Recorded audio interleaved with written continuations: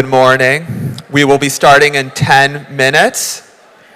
Good time to run to the restroom, finish your conversations. We'll get started in 10 minutes.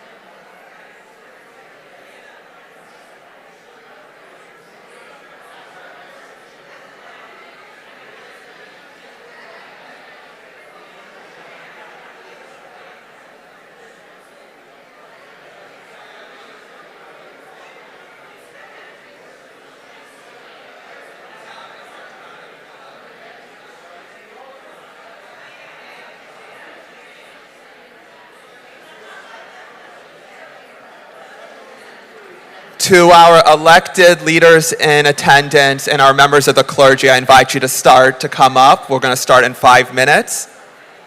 You're going to stand. So to all of our elected officials and members of the clergy, if you could come to the front, and we'll start to line up for our photo op and other opportunities. Thank you. You will be sitting here, but we're going to get everyone to line up for pictures and stuff like that. You want to do it? Yeah. So really just start to, we'll do stairs, exactly. We'll do stairs to all our members of the clergy. And I'll do a little bit of jiu-jitsu too. We'll save this first area for our speakers, but anywhere else, feel free to jump on up. Feel free to jump on up. If I can actually take the top 2 stairs, we'll have our speakers on the first row. Thank you so much. Feel free to find a seat on the top of the stairs. Nice seeing you again. So nice to good to have you. We're going to have our speakers. One of our speakers will have a stand up here close by. That's perfect. Good to join us. Let's try us. Oh, thank you. I just wanted to take him off. Well, I think you look good with them as well. Awesome. To all our electeds, if you could come stand. I don't think it matters. Assembly members, if you want to come up front. I know. How are you? There we go, Kevin. If you want to come up front. Hanging in there. Yeah. Thank you so much.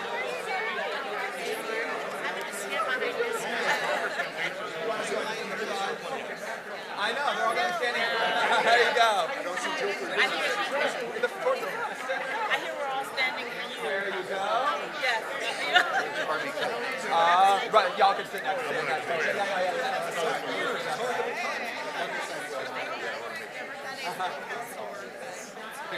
There she is.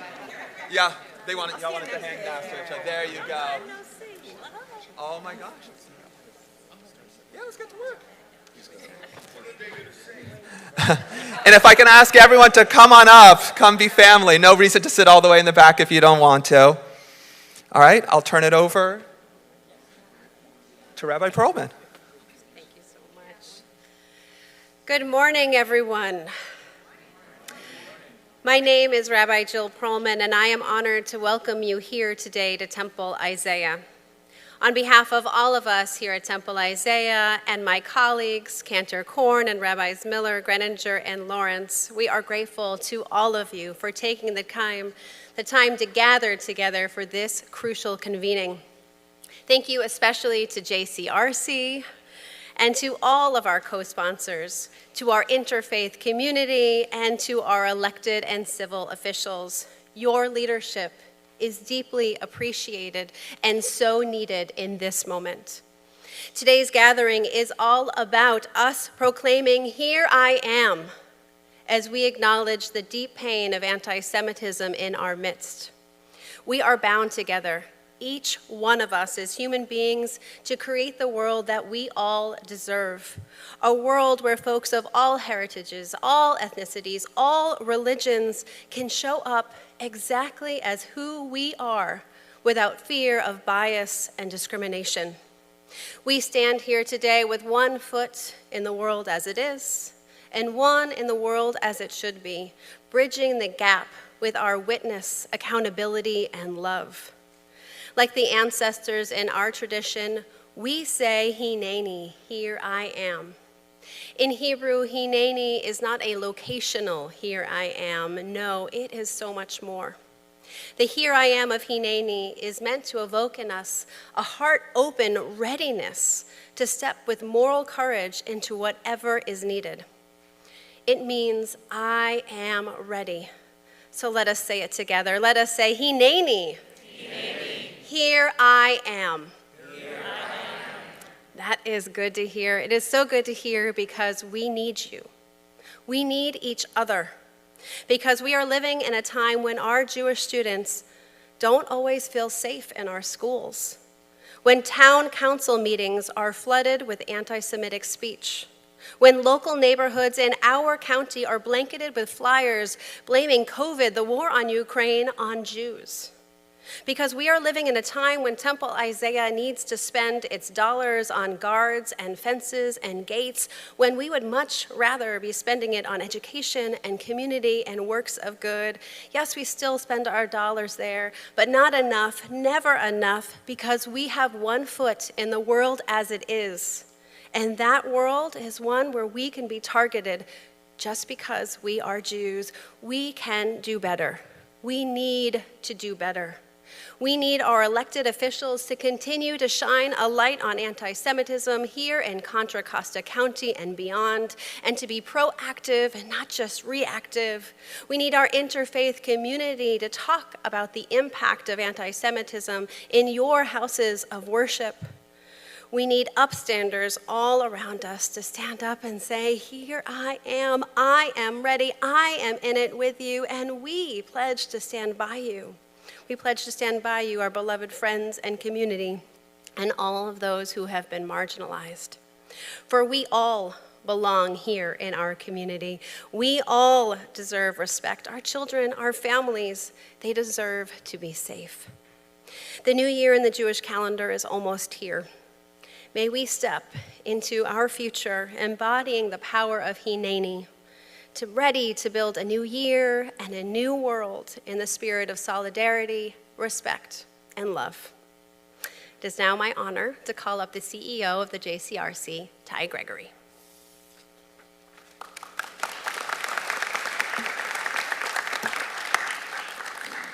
Good morning, everyone. Rabbi, thank you so much for hosting us. We are delighted to bring this important program to Contra Costa County. Let's give a big round of applause for all of the elected officials joining us today.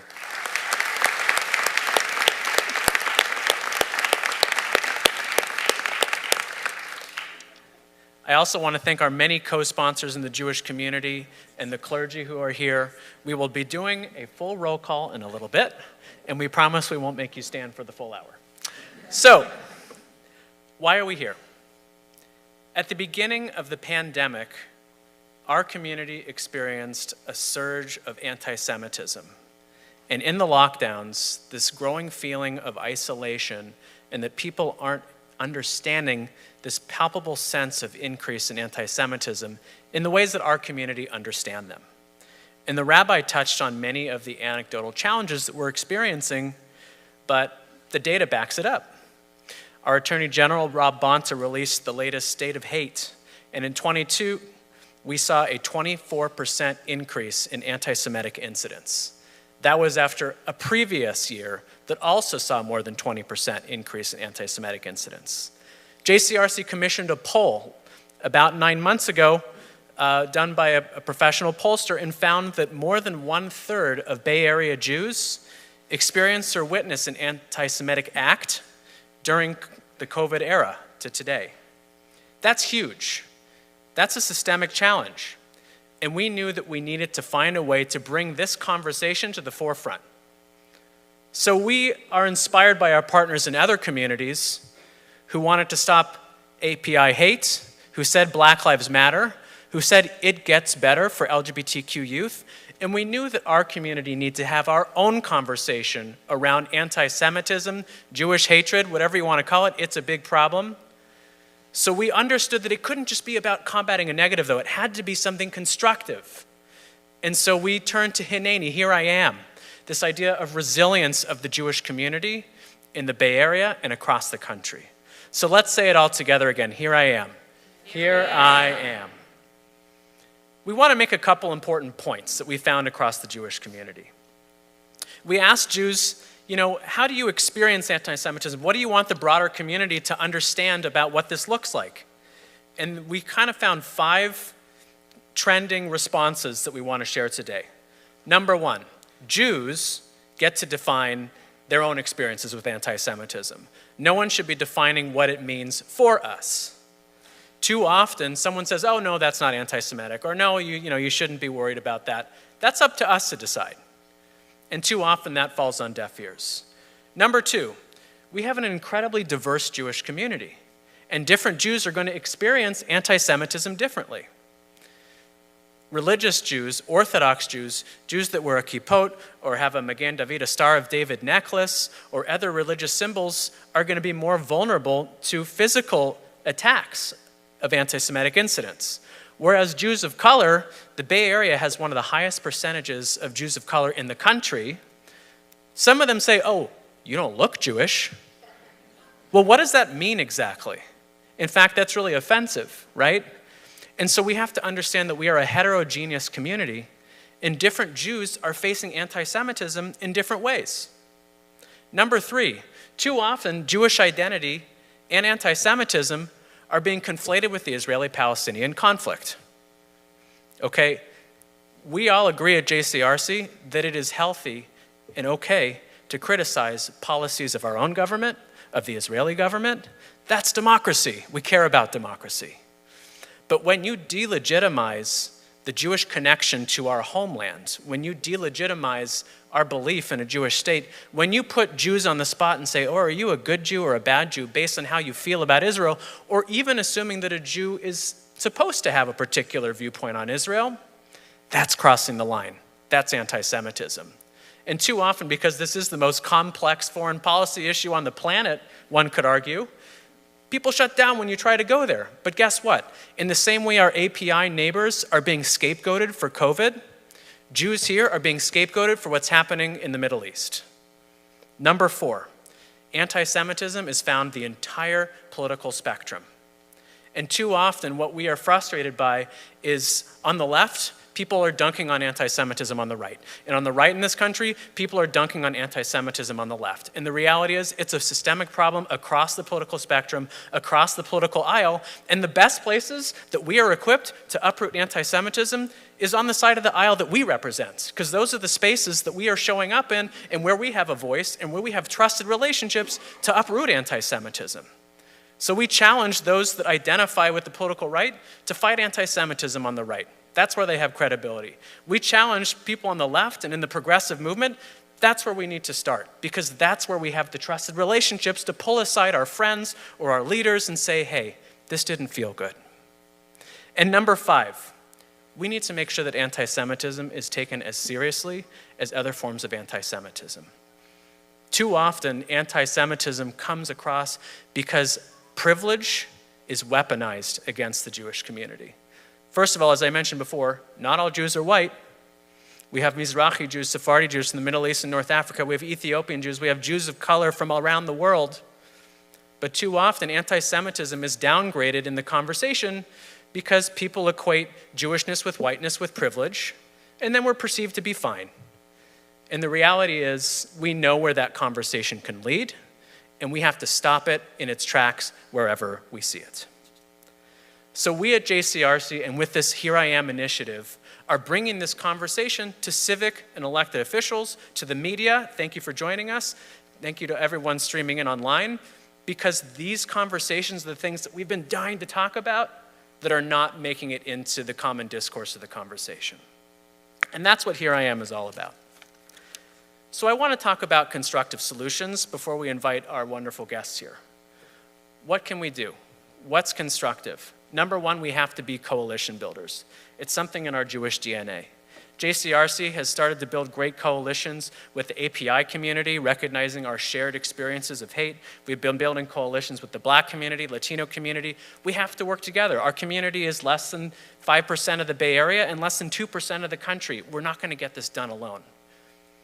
And we have to work with our partners in other communities to make sure that the root of hatred that is manifesting against our community, that is also manifesting against other communities, that we are working hand in hand. Number 2, we were very proud this year to put forward, with many of our elected partners up here, resolutions for Jewish American Heritage Month, which is each May. And we had more than 25 participating Bay Area cities this year in Jewish American Heritage Month, and 7 school districts, including Mount Diablo School District, including El Cerrito and Richmond and Walnut Creek.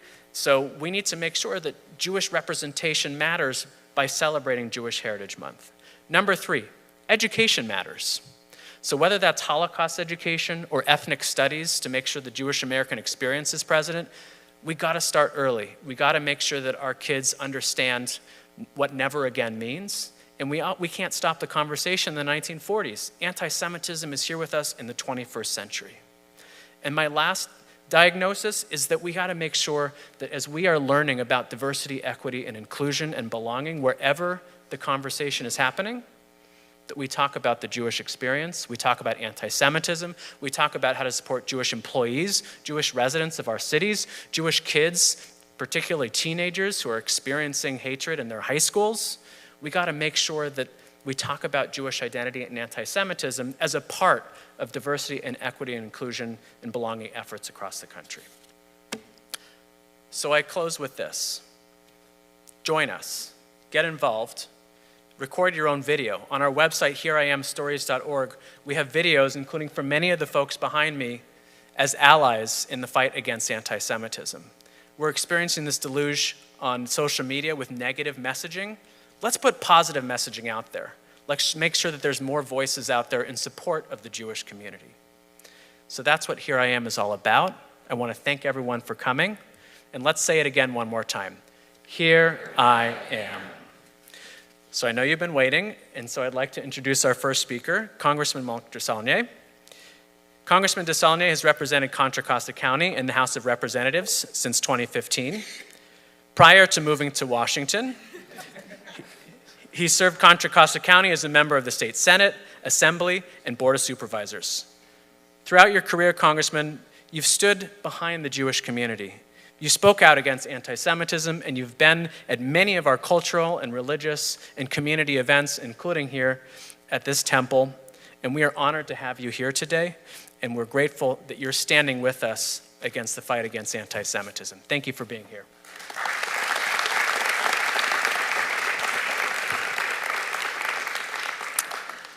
Keep an eye on these people behind me, please. Sorry to bring a little humor. It is frustrating, is a kind word to be here, that we have to go through this over and over and over again.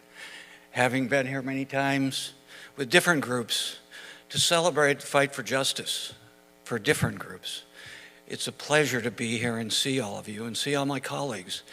And I want to say how proud I am to represent this community. Look at this. Look at the diversity of our community. We believe in diversity. We believe in acceptance. We believe in love. So I'm proud to be here, but I'm frustrated. And I'm reminded, as I was standing here, by a regular speech by a former colleague when I had the position that Senator Glazer has now, by a friend and colleague, Mark Leno, a Jewish member of the Senate at that time, a gay man, a proud and articulate leader on his issues. And when he would get up regularly, when we would celebrate the remembrance for the Holocaust, and we would speak about equity, he would talk about the "I was not" a quote. And forgive me because I'm recalling it from memory, but Mark would say that quote from the Holocaust. When they came for the Jews, I was not a Jew, so I did not protest. When they came for the homosexuals, I was not a homosexual, so I did not protest. When they came for the Catholics, when they came for the trade unionists, so when they came for me, there was no one left to protest. So I'm reminded of that and one other quote that's so important right now, and the importance of our language in the civic realm, where that language of hate has just opened wide open, whether whoever is responsible, but you have to hold all of us individually who have the honor in a democracy to be elected, to be respectful and civil, to accept our principled differences, but to be reminded of a quote that one of my favorite quotes come down from history from Dante. He said, "The hottest places in hell," in the Divine Comedy, "are reserved for those who in moments of moral crisis maintain their neutrality." That's not us. Thank you.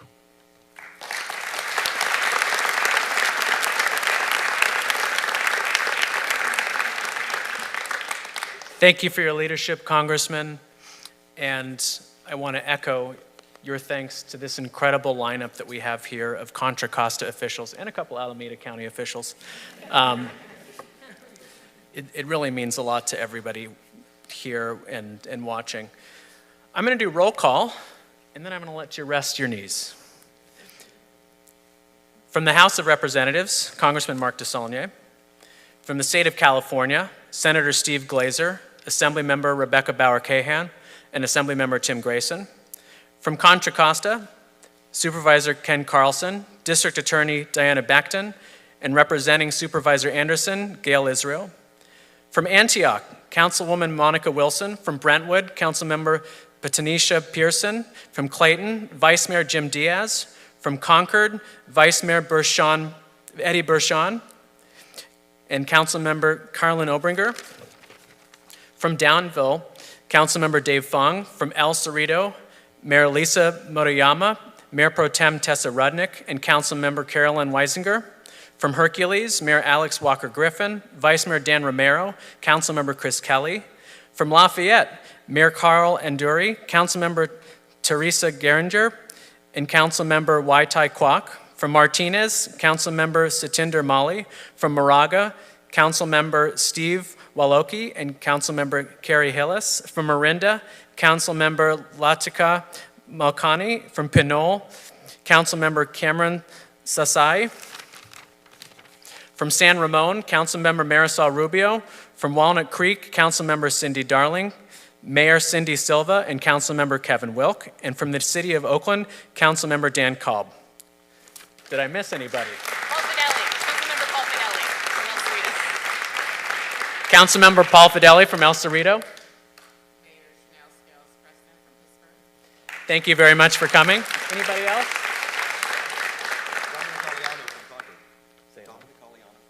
Dom Caliano from Concord, thank you for joining us.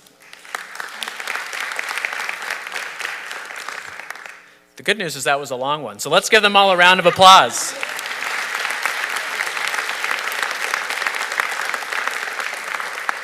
And a big thanks to all of the Jewish organizations who came together today the Anti-Defamation League, American Jewish Committee, the Holocaust Center of JFCS, the Jewish Federation, Jewish Family Children's Services, Community Services of the East Bay, Contra Costa Jewish Community Center, Community Security Service, Congregation B'nai Shalom, Congregation B'nai Tikva, Temple Isaiah, Beth Chaim Congregation, Jewish Education and Information Council of Rossmore, Contra Costa Jewish Day School, Diablo Valley Hadassah, East Bay International Jewish Film Festival, B'nai Israel Rossmore.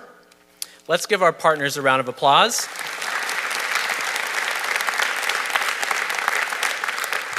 And I also want to give a big shout out to the many members of clergy that are here with us today, rabbis, pastors, the Interfaith Council. Thank you so much for joining us.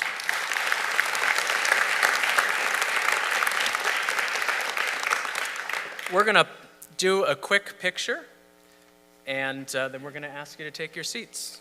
We have a particular photographer. You got it?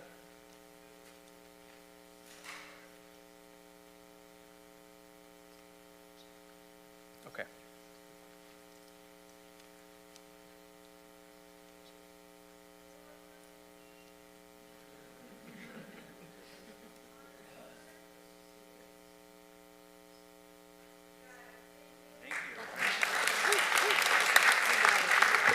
To our elected officials, we've reserved this section for you over there. Where's Rebecca? We're going to go right so you can see up here. And we're going to roll right along. It's my honor to introduce Assemblymember Rebecca Bauer-Cahan. Since her election to the State Assembly in 2018, the Assemblymember has been a strong partner of JCRC and a champion of the Jewish community. In addition to supporting JCRC priorities like reproductive and economic justice, she uses her platform to discuss the importance of her Jewish faith, family history, and experiences with anti-Semitism.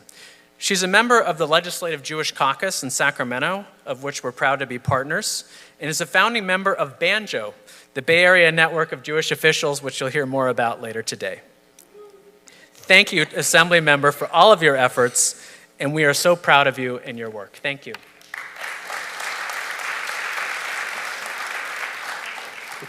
I'm shorter than there. Thank you, Ty. I want to really start actually by thanking these incredible public servants who've shown up today. As the Congressman said, the diversity of the group that showed up, I think, is a real testament to the public servants that serve in this county and our neighboring county every day. And as you saw, many of those individuals represent communities that struggle with their own hate, whether it be API hate, the hatred towards Black and brown communities. And as Ty said, it is so critical that we stand with each other every day and in every incident that we see. And so I want to thank them for being here, because it really means so much to us as a community to have every single one of you here standing with us. So thank you. I also want to give a special shout out to one of those elected officials, in particular, DA Becton, who in her tenure as DA has been an incredible ally and partner to our community through every incident of anti-Semitism that we have seen and experienced. And I really wanted to acknowledge that she uses the full force of her office to ensure that our community is protected and is heard as we experience anti-Semitism in this county. So thank you, DA.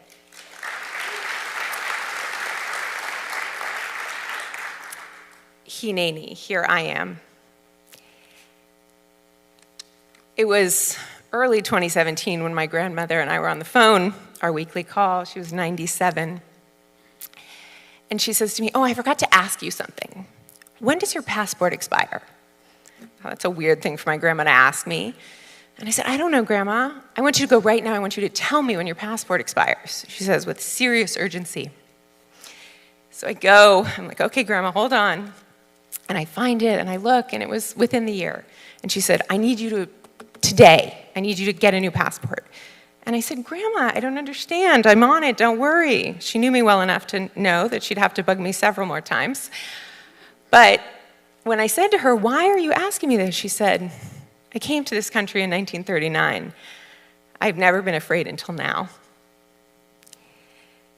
That is the reality that we are raising our children in. And I'm sorry that it chokes me up. I lost my grandmother 2 years later, at 98 years old.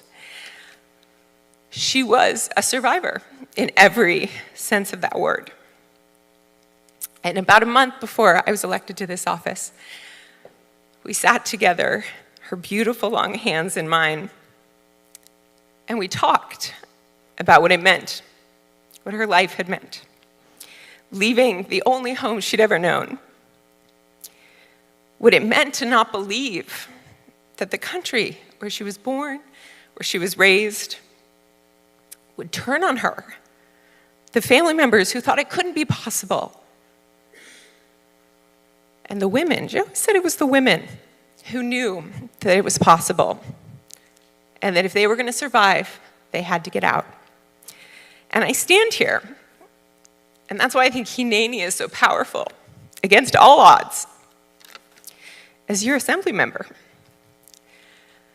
In a time when it is so critical that I tell my story and that they stand with us and that every one of you stands up when we hear something, when we see something. Because on the night of Kristallnacht, both of my grandparents' families owned stores when their stores were destroyed in Vienna, and they really understood it was time to get out. The death march hadn't started, but that's not how it starts. It starts with propaganda and hatred. It starts with making it an everyday occurrence so nobody says anything. And social media and the man who used to occupy the White House made that normal. And it can't be normal. But it is only not normal if each of us stands up every single time we hear it and say something. And so I want to thank you for being here, and I want to thank JCRC for this effort, because it's hard to know what to do. I have the privilege of serving in Sacramento and having the power to do big things in the space. We have worked with the governor to start a Holocaust education program that will be implemented statewide to ensure every single California student learns and understands the Holocaust. I passed legislation that ensured that when people use hate symbols, and not just the swastika, but also hate symbols against communities of color, nooses, and the like, that we use the tools at our disposal to ensure those people are punished and those symbols come down.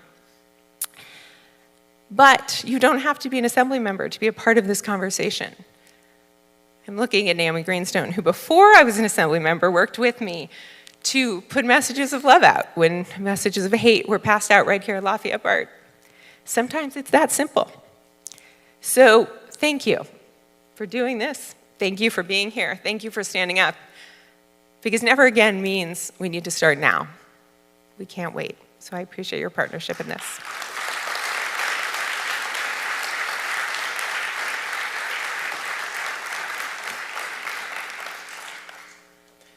Thank you, Assembly Member, for those moving words, and we are proud to have you in the state legislature. I'd next like to introduce Assembly Member Tim Grayson, who served the California Assembly representing Concord, Pittsburgh, and Pleasant Hill. During his tenure, he's been a strong partner to his Jewish legislative colleagues, supporting our priorities like the Nonprofit Security Grant, which keeps our houses of worship safe, and traveling to Israel in 2018 with the Jewish Caucus. He continues to support the local Jewish community and previously hosted the Contra Costa Jewish Day School students on the Assembly floor. The Assembly member has been an important voice to ensuring Californians of all backgrounds can access housing, transportation, and higher education. Assembly member, the Jewish community appreciates your allyship, and we're honored to have you here today.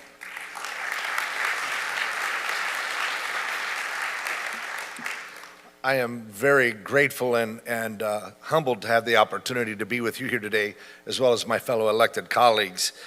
So good morning, and whether it was a lad in the tabernacle saying, "Here am I," or whether it's an entire community coming together to say, "Here we are," we must stand together, as what's already been said. We must stand together and lift up Jewish voices and dispel any anti-Semitism wherever it takes form.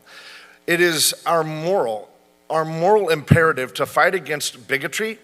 It is our responsibility to ensure that the next generation is educated in history and in acceptance. as well as to create safe places within our community. We need stronger laws. We need the ability to reach into our toolbox and stand against and reflect an unequivocal condemnation of hate crimes. Those laws that protect and support targeted groups and individuals, and laws that send a very clear message that anti-Semitism is and will always be unacceptable to all of us. I've been a proud partner of, as was said, the Jewish Public Affairs Committee of California, the Anti-Defamation League on legislation in the Assembly, and I will continue to work very hard to remain that partner in any way that I can. The battle against rising anti-Semitism is not an isolated struggle. It is a collective fight, and it cannot be overstated just how meaningful your presence here today. As a matter of fact, we cannot really be a united community without the individual commitments that each and every one of you have made by showing up and engaging to help build bridges of understanding and tolerance. So again, it's my honor. I'm humbled to be here today, and we need more of us standing together in our community and with our Jewish community today. Thank you very much.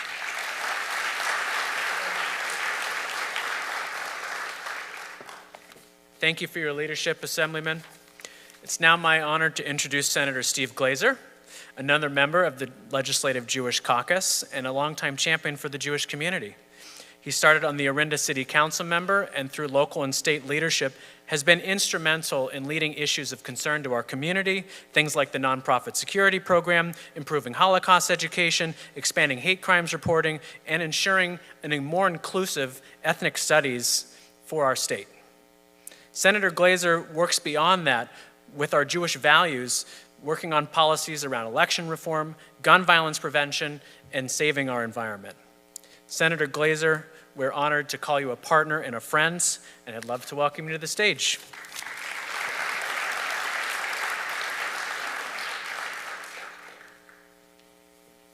Shalom.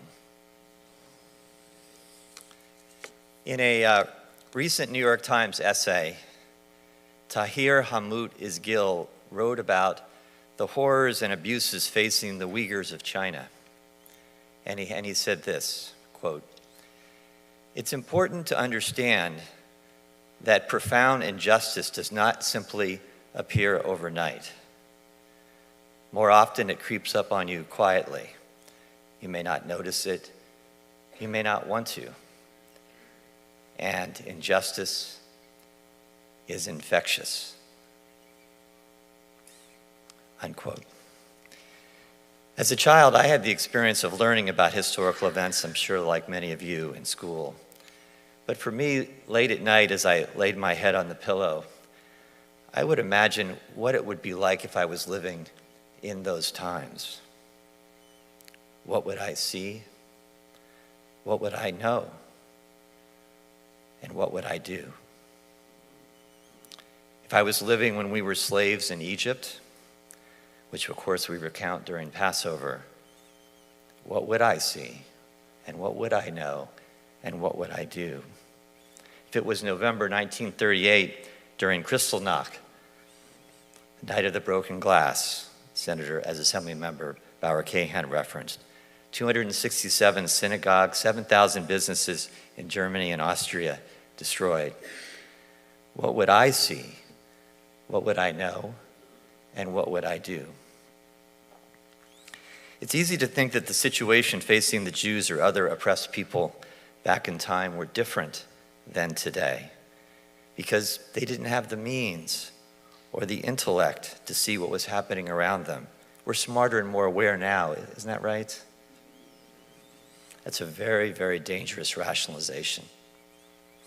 American scientist Gerald Diamond used the word creeping normalization to describe this type of slow-moving change. Another metaphor that I'm sure you've heard to illustrate this type of problem is the boiling frog theory. Throw a frog in a boiling pot and it immediately jumps out for safety. Place a frog in a pot of water and slowly boil it, and it's death for the frog. I'm told that real frogs don't always act that way, but the power of this metaphor makes the point. Our democracy affords us a fighting chance to change the trajectory of oppression, but it can be a very narrow window. A very narrow window of opportunity as powerful interests work to undercut democracy itself. When you call our nation's elections fixed with no factual basis and activate folks to invade the Capitol, make no mistake, this is an attack on democracy. And my conclusion is simple. The institution of democracy is also in peril. Forces of hate know a democratic society is a threat to their authoritarian and oppressive revolution.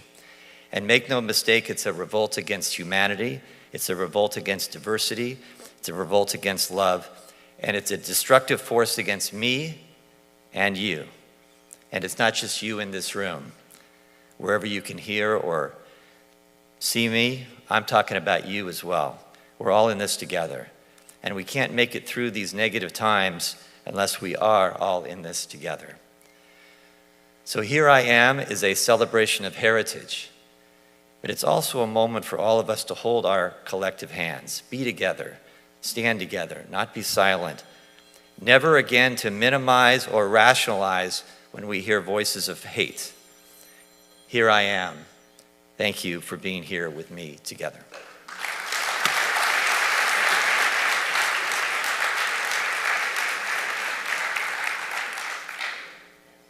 Thank you for your leadership, Senator. I'd now like to call up my friend Nancy Appel from the ADL, the Senior Associate Regional Director for the Pacific Northwest. The ADL, the Anti-Defamation League, plays a critical role in the fight against anti-Semitism. So I'd love to welcome you up, talk a little bit about ADL's work, and introduce our next speaker.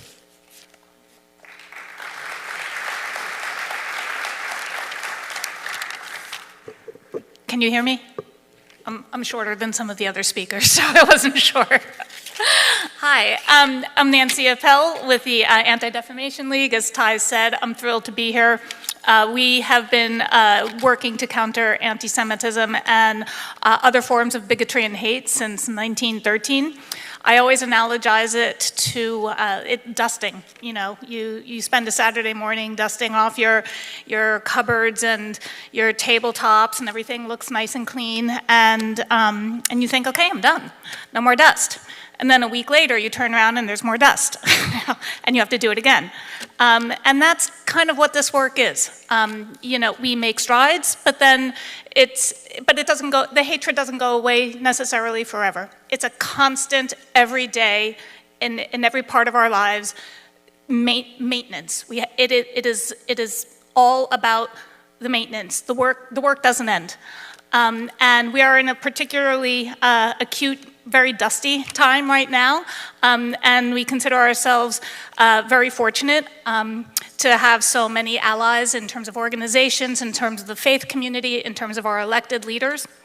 And so it gives me particular pleasure to introduce DA Diana Becton of Contra Costa County.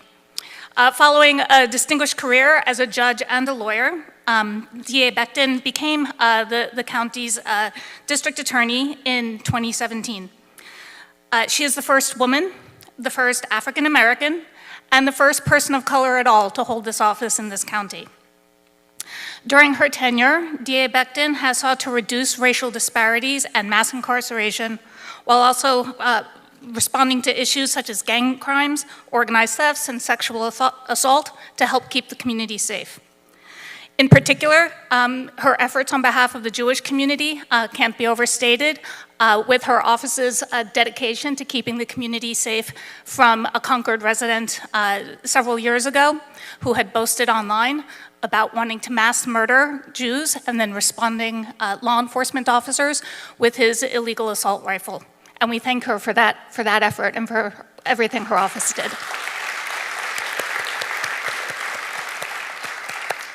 So in this time, when we have to be dusting a lot, we are very fortunate to have DA Becton helping us do that dusting, and I welcome her to the podium.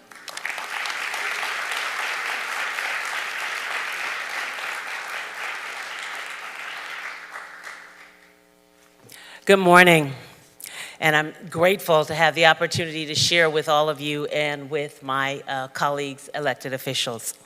I'm Dinah Becton, your district attorney for Contra Costa County. Here I am. Here I am to stand firmly with you to express a deep commitment to a community that values diversity, inclusion, and understanding. Here I am to say that hate crimes have no place in our modern world, and I stand firmly against them. Crimes motivated by hate are not just attacks on an individual. They are attacks on our entire community. And as district attorney, it is my job to see that the laws are uniformly and adequately enforced. Here I am, because hate crimes strike at the very heart of our shared values. They undermine the fabric of our society by targeting individuals based on their race, their religion, ethnicity, gender, sexual orientation, and other characteristics. Such actions not only cause physical harm, but they also leave lasting emotional scars on victims and on our community. The Contra Costa County District Attorney's Office has tools and resources to assist our law enforcement partners in the investigation of possible hate crimes, including the identification, the arrest, and also the prosecution and conviction of perpetrators of hate crimes here. For example, Contra Costa County District Attorney's Office was one of the first offices in the state to create a hate crimes committee. Through that committee, we have a very group-centered process, and the committee is responsible for filing cases where hate crimes are alleged. Also, my office held internal trainings about the pervasive nature of implicit bias and how it impacts our criminal justice system. And as you've heard, my office prosecuted Ross Frocker for charges relating to the possession of an assault weapon found after he posted anti-Semitic mass murder threats online. So here I am. I'm personally standing against hate. My own parents and my grandparents left the Jim Crow South to escape hate. And as a Black woman, I know about discrimination and I know about hate. I stand here because I believe in the inherent worth of every individual. Our differences are what make us strong. They should be celebrated, not vilified. Every person deserves to live without fear of being targeted for who they are. So here I am. Combating hate crimes is not just a legal obligation, it is a moral imperative. We together have the power to shape a future where love triumphs over hate, where understanding replaces ignorance, and where unity prevails over division. So here I am, standing against hate. We are standing together for a brighter future, more inclusive world for ourselves and generations to come. Here I am, standing with all of you. Thank you.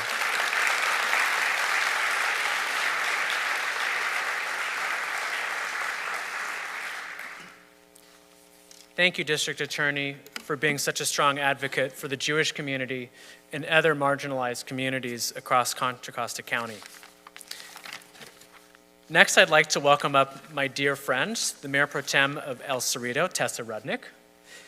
Since joining Banjo, Tessa's emerged as one of our key leaders and confidants and an important partner in the fight to raise Jewish visibility in elected office. You know, I think when we were first talking about the idea, we understood that there was a missing need for Jews to have a place to talk about the core issues that were facing them in elected office, with the goal of making sure that folks could put one foot forward and lead with their Jewish values, with their Jewish identities, and set that example in that front-facing role. And I think Tessa is one of the best examples that we have of that. And we're just so proud of the work that you do for El Cerrito. We're proud of the work that you do for the Jewish community. And I'm proud to call you a personal friend. Come on up.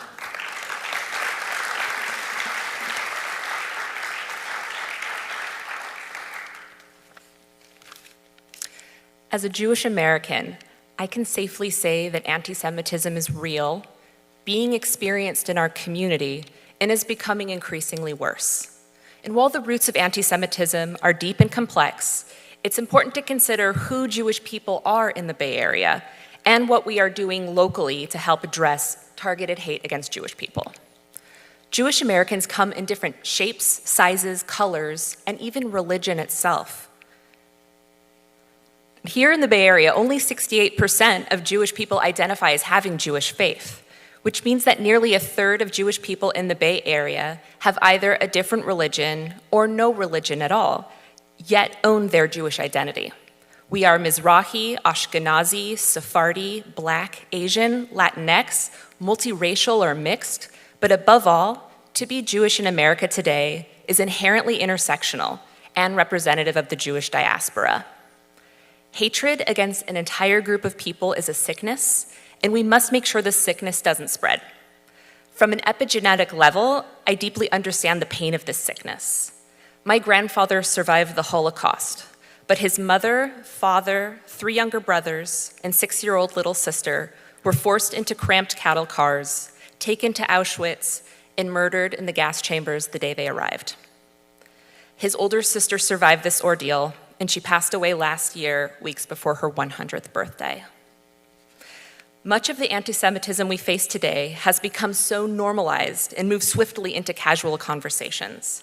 Saying someone looks Jewish or doesn't look Jewish, assuming foreign influence or dual loyalty, spreading conspiracies, or assuming one's intent based on harmful tropes.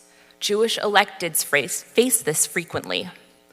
The Bay Area Network of Jewish Officials, better known as BANJO, was formed in response to the subtle anti-Semitism we experience, but also in response to the legitimate threats of violence our community is facing. Jewish electeds in the Bay Area have never been organized, but now we are. So if you are a member of BANJO, identify as BANJO, please raise your hand. Thank you so much. And now we can swiftly respond to anti-Semitic attacks that occur in our community. BANJO does serve this dual purpose. We can better support the broader Jewish communities, but we can also help each other. My grandfather lived to be 93, and I was lucky that I got the first 33 years of my life with him. Everything he knew was taken from him, and he ultimately built himself a life here in California. I'm proud to stand with my colleagues today in his honor, because we know that all minority communities together, bound together, make the majority. Extremism, hate, bigotry, subtle anti-Semitism, and overt anti-Semitism have no place in our community. Thank you.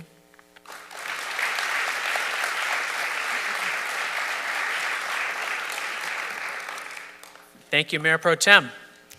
It's now my pleasure to introduce Councilmember Kevin Wilk from Walnut Creek, who has served on the City Council since 2016 and served as mayor in 2021. In his role, he led the city on various social justice issues such as raising the pride flag, encouraging gun safety, and protecting reproductive facilities.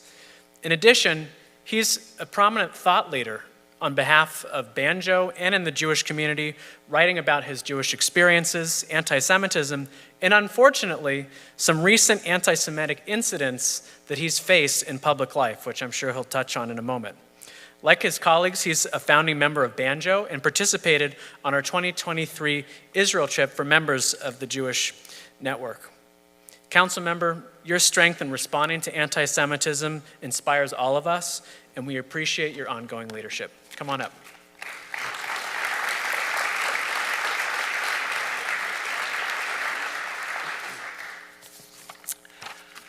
Well, I'm getting verklempt at seeing this kind of support and turnout for the Jewish community, so thank you all for being here. I've always been proud of my Judaism and my Jewish heritage. I was bar mitzvah in Massachusetts, and I actually used to belong to Temple Isaiah growing up, and now I'm a member of Congregation B'nai Tikva in Walnut Creek. I'd never been subject to direct anti-Semitism prior to my election to public office. While being Jewish is important to me, I never even mentioned it during either my initial campaign in 2016 or my re-election in 2020. It was surprising to see the country's rise of anti-Semitism and hate incidents during my first 6 years on City Council. But it remained far from Walnut Creek, at least far enough. However, I always spoke out against hate in general and stood up for targeted groups. So it was shocking indeed to see anti-Semitic flyers distributed on the border of Walnut Creek and Concord in late '22, and then a white nationalist banner strung across always busy, Ignacio Valley Road in Walnut Creek. This was covered by the media, and I spoke out against it publicly. Then suddenly, in June of this year, just a couple of months ago, I became the target of direct anti-Semitism against me personally and the Jewish community in general during public communication in Walnut Creek City Council meeting. It was an organized attack, and with 4 people in sequence, remote callers using Zoom to hide their identities, cameras off, who targeted our city council meeting to spread their message of anti-Semitism and hate. This has continued in several meetings since, necessitating the city reevaluating the ability for people to remotely call into a meeting to make comments. Freedom of speech doesn't mean freedom of reach, and we don't need to help these haters spread their evil messages.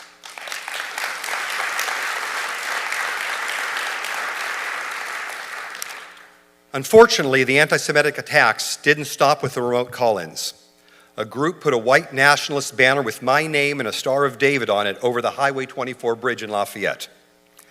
I've received some of the worst hate emails I've ever seen, and my name has been put on fringe social media sites which feed off hate groups. The support of the community, the public support of my fellow council members, 2 of whom are here today, and I thank you for that, and the support of my fellow elected colleagues from throughout the region has been helpful. The support of the JCRC, J Magazine, the Anti-Defamation League has been extremely helpful, especially in identifying who these hate people are. I've continued to speak out aggressively against anti-Semitism and hate speech because hate lives and expands in a vacuum. Silence equals complicity. And the objective of these hate groups is to intimidate and to make us numb and normalize us to this kind of speech. I appreciate the media continuing to call out anti-Semitism as heinous and to not have it be normal.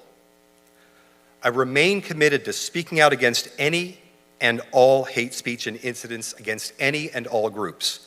We have to as a community. We have to as leaders and elected officials. We need to ostracize and call out the haters, exposing them out from the shadows. Social media and advanced communication technology may provide new ways of haters to amplify their hateful speech, but we can use those same methods, along with the media, to rebuke them and take a united stance against hate. Whether it's anti-Semitism or hate speech of any kind targeting any group, we need to speak out. Here I am. I will continue to speak out for you. Will you continue to speak out for us? Thank you.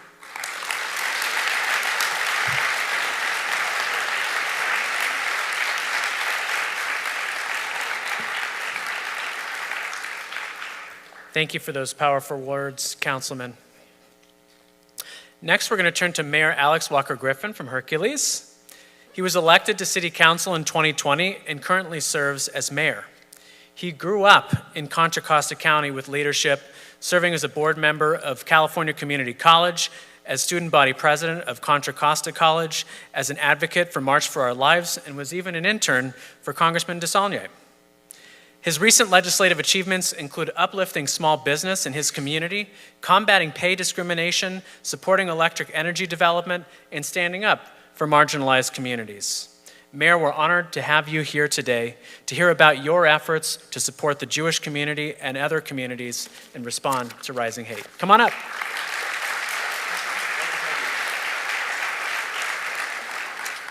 I too am a part of the vertically challenged group. But good morning, everybody. You know, it's an absolute honor to be here today, and I'm excited to be here. You know, as I was driving over here earlier this morning, I was thinking, you know, this is kind of a sad event that we have to have this conversation, but after hearing some of the other speakers, I'm fired up and I'm excited. So say it with me. Here I am. Here we are. Together.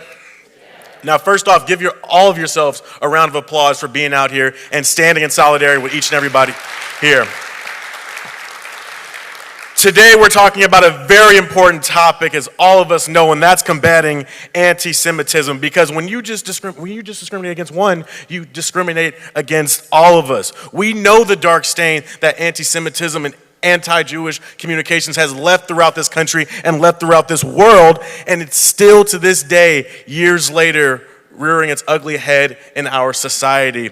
As I heard Assemblywoman Bauer Cahan speaking today, it deeply resonated with me because I remember the stories of hearing my grandparents who left Jim Crow, Mississippi to Richmond, California to pursue something I think all of us like, which is like life, liberty, and happiness.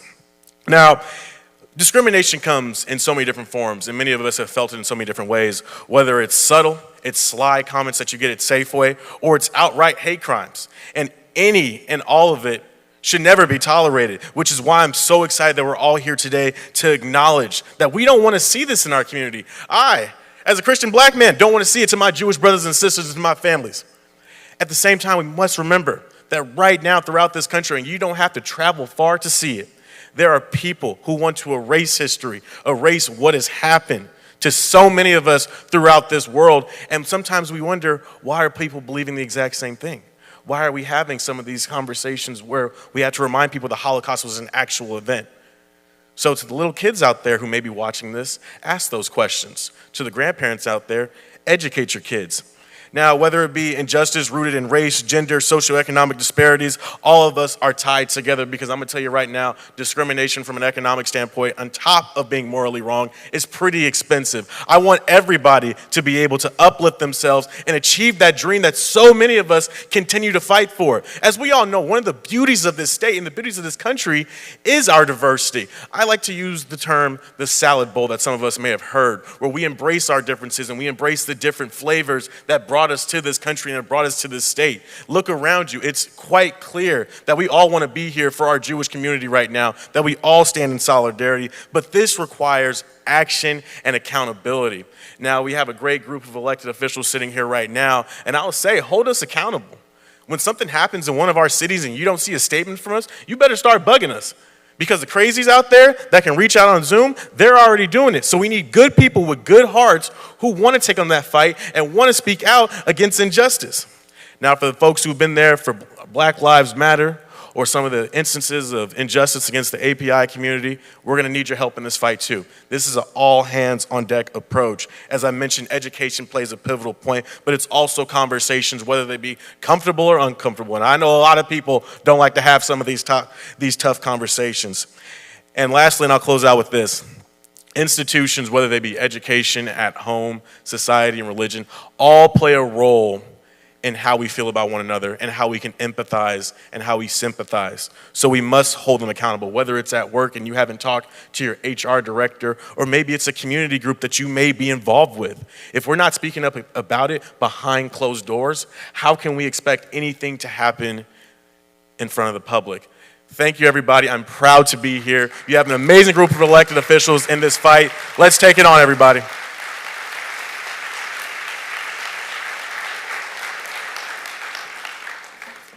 Thank you, Mayor. This really is all about working together in partnership, so I echo those words. We appreciate you joining us. We're now at the top of the 9th inning of this program, and as encouraging as the Solidarity for Anti-Semitism is, we're running 10 minutes early, which, considering most of our speakers are elected officials, is quite impressive. So thank you. So we're getting there. But you also spoke about accountability. And that's one reason we do this. You know, some of you are asking here, why is it so important to hear these elected officials, person after person? Because it's about getting these things on the record. It's because all of you have constituents or communities that you represent that need to hear this message too. So it's far more than about the people in the room, the press, the people watching the news tonight, or they're live streaming. It's about all of your communities as well, and this is where the conversation starts. So we really appreciate all of you for joining us and speaking, because it really does matter. So I'd now like to introduce Reverend Jamie Polson from the Lafayette Orinda Presbyterian Church as pastor of care and executive leadership. Reverend Polson also provides leadership related to church operations, planning, and ministry development, and is internal consultant to the head of staff. Reverend Polson has served on numerous nonprofit boards and enjoys the challenge and joy of running organizations and helping them serve their mission. Lafayette Orinda Presbyterian Church has a close relationship here with Temple Isaiah and is a leader in the interfaith community of Contra Costa County. We're so thrilled to have their support today. Come on up.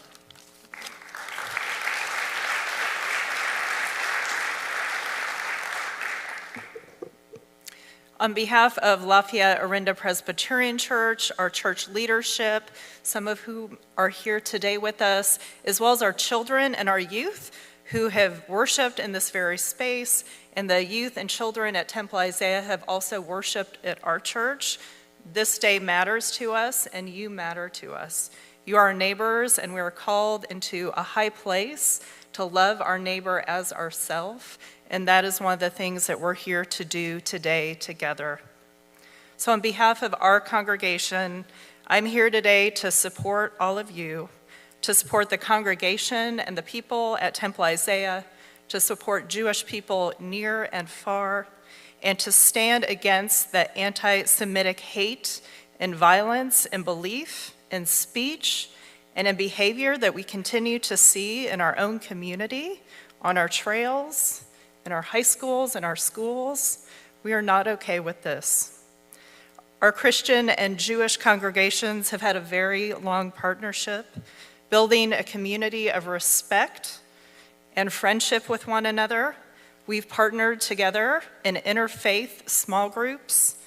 We've partnered together in social justice programs, and we've built relationships through worship, through study, through singing in one another's congregations, and our youth coming and teaching one another what it means to be people of faith. You matter to us.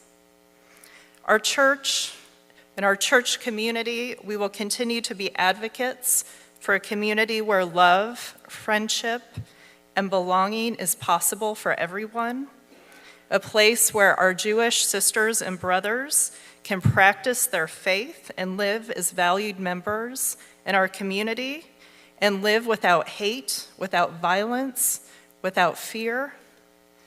Our church and I as a pastor, as a mom, as a human, we're here to support the Jewish community and be a voice of justice in both our words and our deeds and our actions, and how we educate our own children and youth in our homes and also in our church. We will continue to be allies for one another and allies for the Jewish community. On behalf of LOPC, I'm humbled to be here today. I thank you for being in friendship for all of these years with us. We continue to stand with you and for you in love, and to continue to grow our relationship and be part of the solution that everyone can live in a community where we're loving our neighbors as we love ourselves. So today, as Jamie Polson, pastor, mom, community member, here I am, and on behalf of LOPC, here we are. Thank you.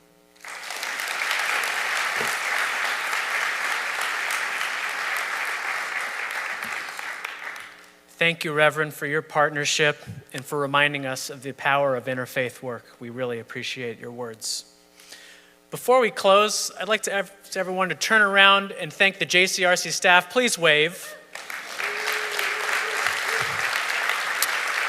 Karen Stiller with the clipboard organized this event. Thank you, Karen, for doing a remarkable job. This is our 7th Here I Am program. We've done 7 counties of the 8 counties that JCRC serves, and you can see the power of bringing communities together against anti-Semitism. We've had nearly 100 elected officials speak across this series, several hundred participate, thousands of community members, and we're excited to keep this going. We're going to do Sonoma County for Hanukkah. So it's really important that we keep these conversations happening. I'd like to now turn it over to our board chair, Jan Riker, who's going to close us out today. Come on up, Jan.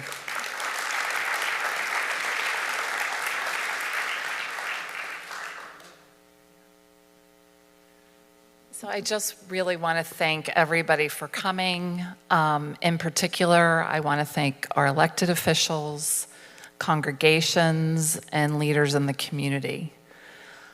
You are the people that are doing the work, and we are grateful for it.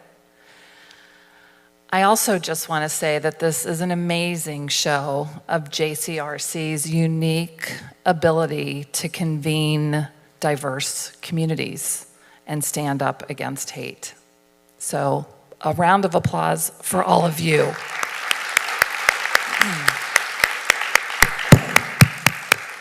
Thank you for coming. Shabbat Shalom. Have a lovely Sabbath. And we'll see you in Sonoma.